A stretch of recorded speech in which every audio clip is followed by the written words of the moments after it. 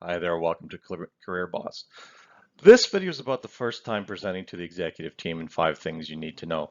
And believe me, they do think differently, executives. This video is for people who are just curious what goes on in executive boardrooms, or people who aspire to become an executive, or people who are actually presenting to the executive team for the very first time. I've been in business for over 45 years. The last 25 has been as a senior executive. I've seen things, I've heard things, and I've learned things. And I like to pass on what I've learned to you. Let's get into it. Number one, they don't want you to explain how you arrived at whatever recommendation you're there for. They don't want to know the facts behind it. They're there assuming you know what they're doing, that you know what you're doing. They only really want to hear what your recommendation is, your proposal, whatever it is that you're suggesting to them. Or maybe you're there for getting approval and what it means for the company. So you're going to be talking from an enterprise view because that's their mindset. They think of the entire company. So you should present on that basis as well. They don't really need to know what your department or about your department or what you're working on. You got to get to the point right away. If they want details, believe me, they're not shy. They're going to ask for it. So listen, know your stuff. Just keep it in your back pocket if the questions start coming at you.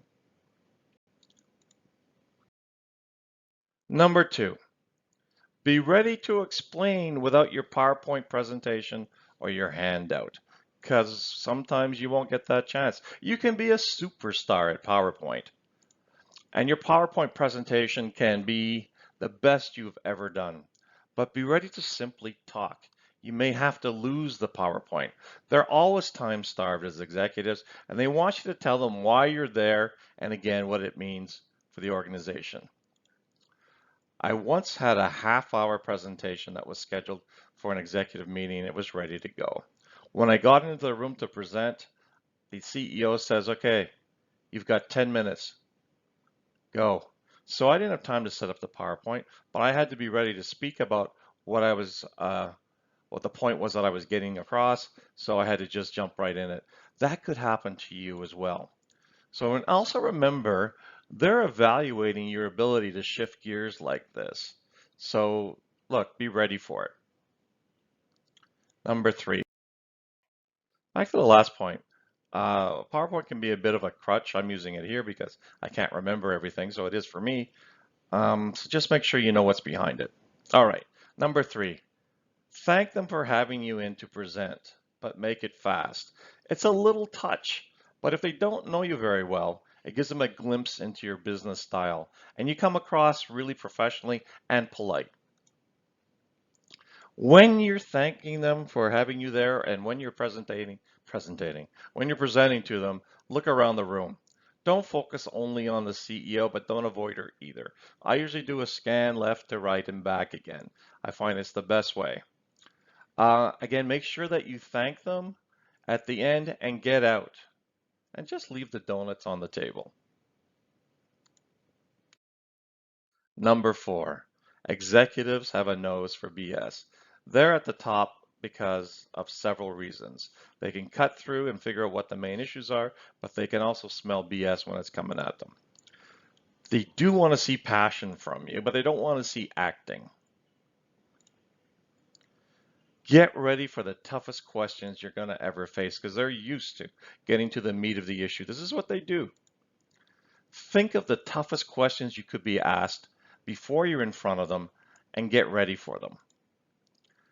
If some of them start looking at their phones, you've lost them.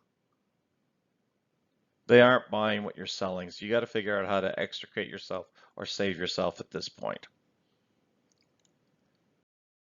Finally, number five, and this one surprises me that I have to say it, but make sure that the VP or the C-suite exec who's in charge of your unit, who is at the table, knows exactly what you're going to say.